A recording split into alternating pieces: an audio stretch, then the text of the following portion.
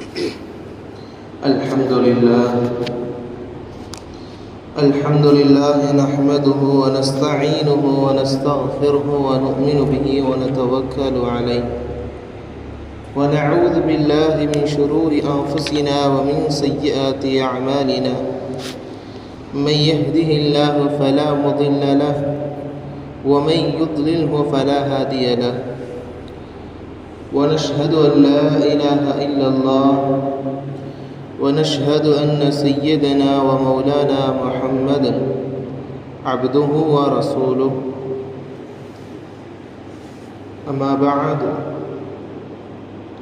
أوصيكم ونفسي أولا بتقوى الله فقد قال الله سبحانه وتعالى في كلامه القديم وفي القرآن المجيد أعوذ بالله من الشيطان الرجيم بسم الله الرحمن الرحيم إن الصفا والمروة من شعائر الله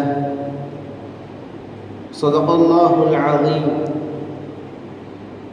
وقال رسول الله صلى الله عليه وسلم في حديثه الشريف اتخذوا عني مناسككم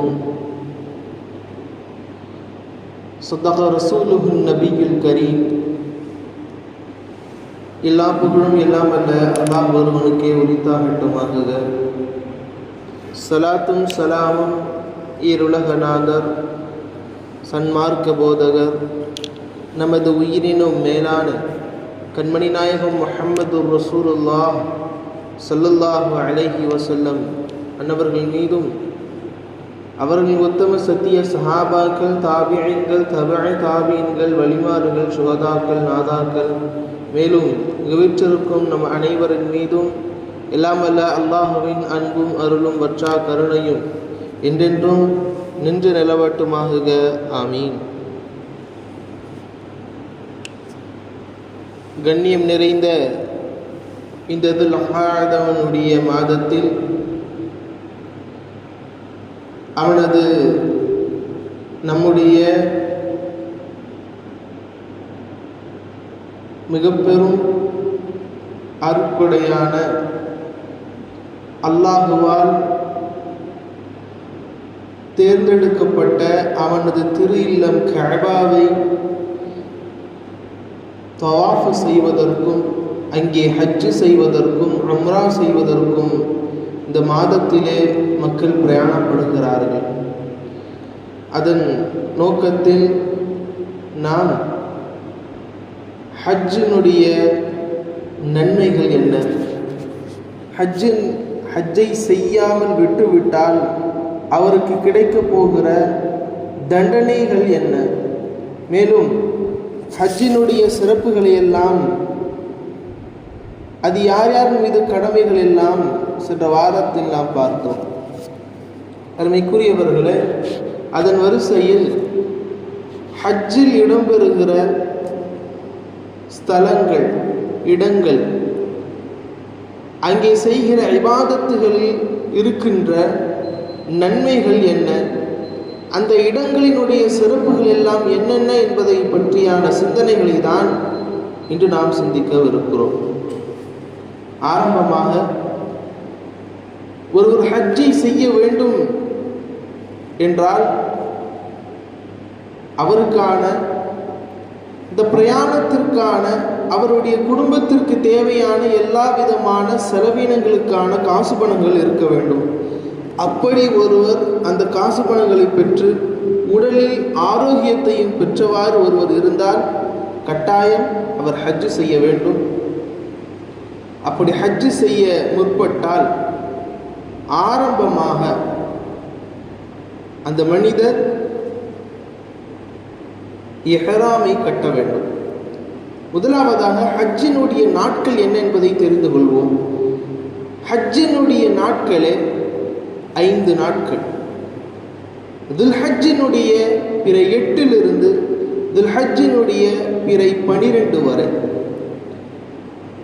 ஒருவர் பிறை 12 மக்ரிபை அங்கே தங்கிவிட்டால் அப்போது அவருக்கு மேலும் ஒரு நாள் கூட்டப்படும். பிறை 13 அவர் தங்கியிருந்து அவர் ஹஜ்ஜையும் நிறைவேற்ற வேண்டும்.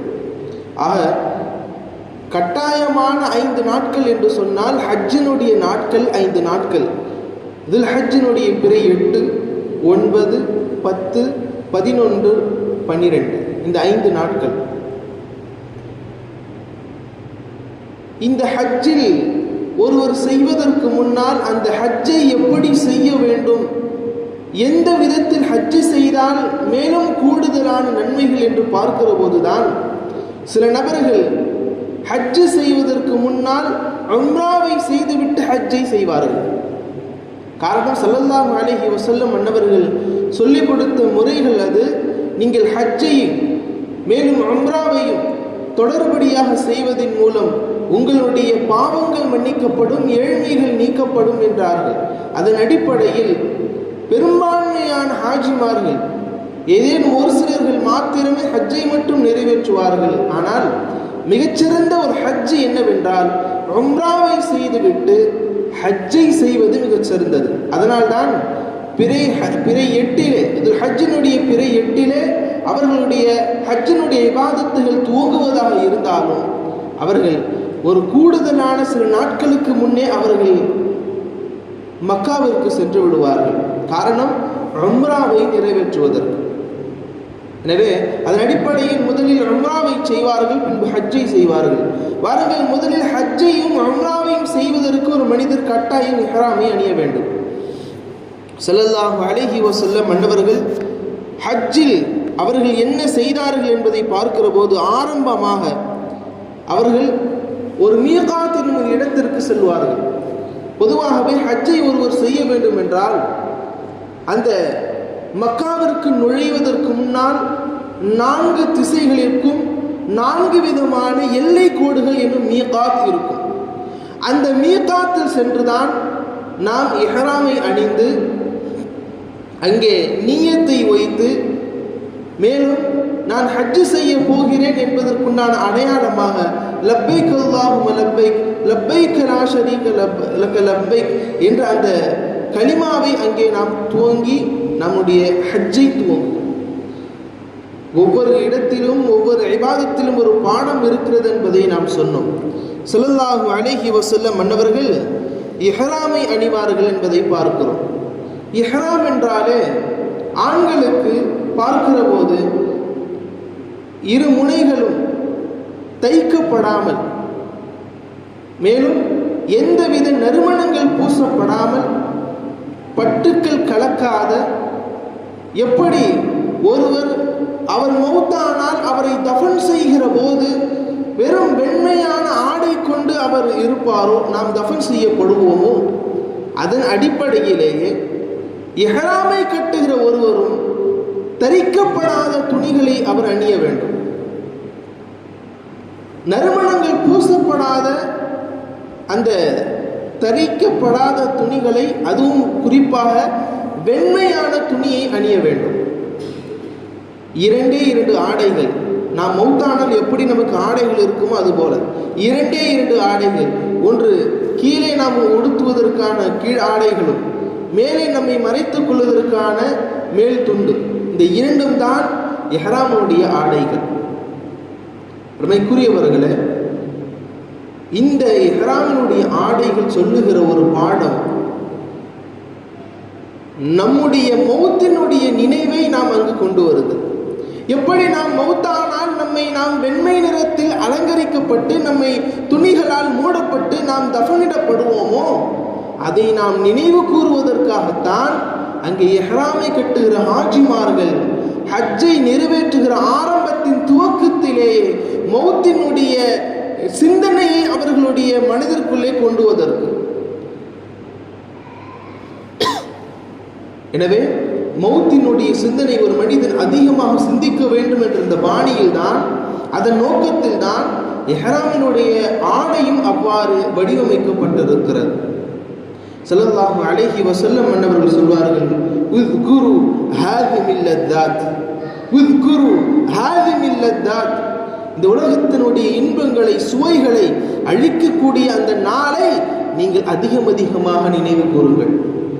இந்த உலகத்தில் நாம் வாழ்கிற வாழ்க்கை அல்லாஹ்வை மறந்தும் நம்முடைய எண்ணங்கள் போல நாம் எப்படியெல்லாம் வாழ்கிறோம் என்ற சிந்தனைகளுக்கு ஏற்ப நம்முடைய வாழ்வை நாம் அமைத்து கொண்டு இன்பமாக வாழலாம். நாம் எப்படி நினைக்கின்றோமோ அப்படியெல்லாம் நாம் வாழ முடியும். எப்படியெல்லாம் வாழ முடியும் என்று நினைக்கின்றோமோ அந்த எல்லா விதமான சிந்தனைகளையும் அடித்து நொறுக்கக்கூடியதுதான் மௌத். ஒரு மனிதன் மௌத்திற்கு முன்னால் ஆடலாம், பாடலாம்.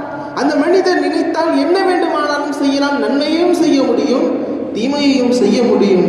ஆனால் அந்த மனிதர் தன்னுடைய எண்ணங்கள் போல தன்னுடைய வாழ்வை அமைத்துக் கொள்ளாமல் நல்ல முறையில் அமைத்துக் கொண்டால் மௌத்திற்கு பின்னால் எப்படி நல்ல வாழ்க்கை கிடைக்குமோ அந்த மௌத்தினுடைய சிந்தனையை பெறுவதுதான் இஹ்ராமினுடைய மிக முக்கியமானது ஒரு நோக்கம். ஸல்லல்லாஹு அலைஹி வஸல்லம் மன்னவர்கள் எங்கே அவர்கள் மீகாத்தை அணிவார்கள், எங்கே அவர்களுடைய எல்லை கோடுகள் இருந்தது என்பதை பார்க்கிற போது ஸல்லல்லாஹு அலைஹி வஸல்லம் மன்னவர்கள் மதீனாவில் இருந்ததால் அவர்கள் துல் ஹுலைஃபா என்னும் மீகாத்திலிருந்து அவர்கள் தஹ்லீல் சொல்வார்கள் என்பதாக வருகிறது. தஹ்லீல் என்பது லப்பைக் அல்லாஹும்ம லப்பைக் என்ற அந்த வசனத்தை அவர்கள் அங்கே கூறுவார்கள். நபி ஸல்லல்லாஹு அலைஹி வஸல்லம் அஹல்ல மின் துல் ஹுலைஃபா என்னும் இடத்தில் தான் ஸல்லல்லாஹு அலைஹி வஸல்லம் அவர்களுடைய மீகாத் இருந்தது. அங்கே அவர்கள் லப்பைக் அல்லாஹும்ம லப்பைக் என்று கூறி அவருடைய இஹ்ராமை கட்டிவிட்டு அவர்கள் வருவார்கள். அருமைக்குரியவர்களே, இஹ்ராமை கட்டிவிட்டு ஒரு ஹாஜிமார் அடுத்ததாக அவர் செல்லக்கூடிய இடம் மீகாத்திலிருந்து நாம் இங்கிருந்து இந்தியாவிலிருந்து புறப்படுகிற நாம் ஜித்தாவில் இறங்கி அங்கே நாம் இஹ்ராமுடைய ஆடையை அணிந்து நியத்து வைத்து கொண்டு நாம் நம்முடைய மீகாத்திலிருந்து செல்வோம். சென்றதற்கு பின்னால் மக்காவில் இரண்டாவது மிக முக்கியமான ஒரு விஷயம், முதல் இஹ்ராம், இரண்டாவதாக மக்காவில் இருக்கிற அவனது திரு இல்லம் கஅபாவை நாம் சந்தித்தோம். திரு இல்லம் திரு கஅபாவை நாம் சந்திக்கிற போது முதலாக ஹஜ் செய்பவர்களும் சரி உம்ரா செய்பவர்களுக்கும் சரி கட்டாயம் ஒன்றை சொல்லித் தருவார்கள். கஅபாவை நீங்கள் எடுப்பிலே பார்க்க வேண்டாம். பஸ்ஸிலே வருகிற போதும் சரி, எங்கிருந்து வருகிற எந்த வாகனத்தில் வந்தாலும் சரி, தலை குனிந்தவாறு நீங்கள் கஅபாவிற்கு அந்த கஅபாவை பார்ப்பதற்கு முன் தலை குனிந்தவாறு நீங்கள் செல்லுங்கள். தலை குனிந்தவாறு நாம் சென்று அங்கே நாம் கஅபாவை பார்க்கும்படி நம்மை கூட்டிச் செல்பவர்கள் சொல்லுகிற போது, நம்முடைய தலைமைகள் சொல்லுகிற போது, நாம் அந்த கஅபாவை முதலாக பார்க்கிற போது நாம் எந்த துஆக்களை செய்கின்றோமோ அந்த துஆக்கள் அல்லாஹ்விடத்தில் அங்கீகரிக்கப்படும். எனவே தான் ஹஜ் செய்யக்கூடிய ஹாஜிமார்களும் சரி உம்ராக்கள் செய்யக்கூடியவர்களும் சரி கஅபாவை எடுப்பிலே பார்க்க வேண்டாம் என்று சொல்வார்கள். முதலாக நீங்கள் கஅபாவை பார்த்து என்ன அல்லாஹ்விடத்தில் கேட்கிறீர்களோ அல்லாஹ்விடத்தில் அது கட்டாயம் அங்கீகரிக்கப்படும். எனவே கஅபாவை பார்க்கிறோம், கஅபாவை பார்த்து நமக்கு என்னவெல்லாம் தேவையோ அதை கேட்க வேண்டும். அதிலே மிக முக்கியமாக சில உலமாக்கள் சொல்லுகிற அடிப்படையில் கஅபாவை முதலாக நாம் பார்க்கிற போது கேட்க வேண்டிய துஆ என்னவென்றால், யா அல்லாஹ், நான் எந்த நேரத்தில் எப்படியெல்லாம் நான் கேட்கின்ற துஆக்கள், சுருக்கமாக நான் கேட்கின்ற எல்லா துஆக்களையும் நீ கபூல் செய்து கொள்வாயாக என்ற துஆவை முன்வைத்தவாறு நாம் கஅபாவை பார்த்தோமே ஆனால் அல்லாஹ்விடத்தில் நாம் நம்முடைய கஷ்டத்திலும் சரி நஷ்டத்திலும் சரி இன்பத்திலும் சரி துன்பத்திலும் சரி எந்த நேரத்தில் கேட்கிற துஆக்களும் அல்லாஹ்விடத்தில் அங்கீகரிக்கப்படும். அருமைக்குரியவர்களே, கஅபாவை பார்க்கிறோம். துல் ஹஜ்ஜினுடைய பிறை 8 நாம் இருக்கிறோம். இஹ்ராமை கட்டி நாம் கஅபாவிற்குள்ளே நுழைகிறோம். கஅபா நம்முடைய மஸ்ஜிதுல் ஹராமில் நுழைகிறோம். நுழைந்து கஅபாவை பார்த்து அல்லாஹ்விடத்தில் துஆக்களை கேட்கிறோம். பின்பு முதலாவதாக நாம் தவாஃபுல் குதூம் என்ற தவாஃபை நிறைவேற்றுகிறோம். அருமைக்குரியவர்களை, எப்படி நமக்கு தொழுகைகள் நமக்கு அன்றாடம் நமக்கு இருக்கின்றனவோ அதே போலத்தான் தவாஃப் என்பதும் தொழுகை போல. ஸல்லல்லாஹு அலைஹி வஸல்லம் அன்னவர்கள் சொல்வார்கள், அத்தவாஃபு பில் பைத்தி ஸலாத். அல்லாஹ்வுடைய திரு கஅபாவில் செய்கிற அந்த தவாஃபும் சுற்றுதலும் தொழுகைதான். இந்த வழிமுறை எங்கிருந்து வந்தது என்றால் மலக்குமார்களிடத்திலிருந்து நமக்கு வந்தது. மலக்குமார்கள் அரிஷை சுற்றி வருவார்கள். மலக்குமார்கள் அரிஷை சுற்றி வருவார்கள். இந்த உலகத்தில் நாம் அல்லாஹ்வின் திரு இல்லம் கஅபாவை நாம் சுற்றி வருகிறோம். ஒரு சுற்றுதல் கிட்டத்தட்ட 7 சுற்றுகளை நாம் சுற்றி முடித்தால் நம்முடைய தவாஃப்களை நாம் முழுமையாக முடிக்கிறோம். முடித்து அடுத்தபடியாக மகாம் இப்ராஹிமிலே 2 ரக்காத்துகளை நாம் தொழுகிறோம். அத்தோடு தவாஃபுல் குதூமை நாம் நிறைவு செய்கிறோம். அன்றொரு நாள் அங்கேயே நாம் கழிக்கிறோம். பின்பு அந்த பிறையினுடைய 8லேயே நாம் மினாவிற்கு செல்கிறோம். அங்கே நாம் செல்லுகிற போது அங்கே இரவுகளை நாம் அங்கே கழிக்கிறோம். முழுமையாக ஒரு நாள் முழுவதையும் பிற 8 முழுவதுமாக அங்கே கழித்து அடுத்த நாள் காலையில் நாம் அரஃபாவுடைய மைதானத்துக்கு செல்கிறோம். பிறை 9. பிறை 9 நாம் தங்குகிற அந்த அரஃபா ஸல்லல்லாஹு அலைஹி வஸல்லம் என்பவர்கள் சொல்வார்கள், அல் ஹஜ்ஜு அரஃபா. ஹஜ் என்றாலே அரஃபா தான். ஒருவர் நாம் ஹஜ்ஜில் சொல்லுகிற எல்லா விதமான இபாதத்துகளை செய்யாவிட்டாலும் ஒருவர் குறைபாடுகளோடு அந்த ஹஜ்ஜை நிறைவேற்றுவதாக அர்த்தம். ஆனால் ஒருவர் ஒரு அமலை செய்யாமல் விட்டுவிட்டால் ஒட்டுமொத்த ஹஜ்ஜும் அவர் செய்யாதவாறு முடிந்துவிடும் என்றால் அதுதான் அரஃபாவில் தங்குதல். ஒரு மனிதன் அரஃபாவில் தங்காமல் விட்டுவிட்டால் அவருடைய ஹஜ்ஜு கூடாது. அவர் செய்த ஹஜ் ஏற்றுக்கொள்ளப்படாது. எனவேதான் இன்றளவும் நாம் பார்க்கிறோம், ஒருவர் கடுமையான நோயால் அவதிப்படுகிற மக்கள் மருத்துவமனையில் கடுமையான சிகிச்சை பிரிவில் அவர்கள் அனுமதிக்கப்பட்டாலும் அவர்களை ஹெலிகாப்டரில் கொண்டு வந்து ஒரு நிமிடமாவது ஒரு சில மணி துளிகளாவது அவர்களை அங்கே தங்க வைக்காமல் அவர்கள் எடுத்து செல்ல மாட்டார்கள். ஒரு சில மணி துளிகளை அங்கே தங்க வைப்பார்கள். நோயாளிகள் எவ்வளவு கடுமையான நோயாளிகளாக இருந்தாலும் அங்கே ஹாஜிமார்களாக வந்தவர்கள் அங்கே அவர்கள் அரஃபாவை நிறைவேற்றாமல் விட்டுவிட்டால் அவருடைய ஹஜ்ஜு கூடாமல் போய்விடும் என்ற காரணத்தினால் கட்டாயம் ஒரு சில மணி துளிகளாவது அவர்களை அங்கே வைத்துவிட்டு அவர்களை எடுத்துச் செல்வார்கள். ஸல்லல்லாஹு அலைஹி வஸல்லம் என்பவர்கள் இந்த அரஃபாவினுடைய இந்த மைதானத்தை பற்றி நமக்கு சொல்லுகிற போது நாளை மறுமையில் மஹ்ஷர் மைதானத்தில் நாம் எப்படி எல்லா நபர்களும் ஒன்று கூட்டப்பட்டு நாம் நிற்போமோ அதே போன்ற நிலைதான் அரஃபாவிலும் நமக்கு உண்டான நினைவுகள். அரஃபாவிலும் அதுபோலத்தான் நமக்கு நினைவுகள். இங்கு நாம் எப்படி ஒன்று கூடியிருக்கிறோமோ நாளை மஹ்ஷரில் அப்படித்தான் ஒன்று கூடியிருப்போம். எவ்வளவு பெரிய பணக்காரராக இருந்தாலும் ஏழையாக இருந்தாலும் அங்கே இருக்கிற கூடாரம் தான். அதை தவிர வேறு எந்த மாளிகையும் அந்த நபர்களுக்கு இருக்காது. எல்லா நபர்களுக்கும் ஒரே இடம். எல்லா உயர்ந்த பணக்காரர்களாக இருந்தாலும் செல்வந்தர்களாக இருந்தாலும் ஏழைகளாக இருந்தாலும் ஒரே ஸ்தலம் அந்த மைதானம். அந்த மைதானத்தில் தான் தங்க வேண்டும், கட்டாயம் தங்க வேண்டும். அங்கே துஹரை மற்றும் அசரை நாம் ஜம்அ செய்து அங்கே தொழுவோம். மக்ரிப் சூரியனுடைய அஸ்தமனம் வரை மக்ரிபுக்கு முன்னால் வரை அங்கே தங்க வேண்டும். பிறை 9. பிறை 9 நமக்கு தெரிய வேண்டிய மற்றொரு செய்தி, யாரெல்லாம் அங்கே அரஃபாவில் அங்கே அவர்கள் தங்குகிறார்களோ ஹஜ்ஜை செய்கிறார்களோ அவர்களுக்கு அரஃபாவில் தங்குவது வாஜிப். நமக்கு யாரெல்லாம் ஹஜ்ஜில் மக்காவில் இல்லாமல் ஹஜ்ஜு செய்யாமல் வெளியில் இருக்கிறோமோ நமக்கு அந்த அரஃபாவினுடைய தினத்தில் நோன்பு நோற்பது நமக்கு சுன்னத். சரி, அடுத்தபடியாக பிறை 10 நாம் வருகிறோம்.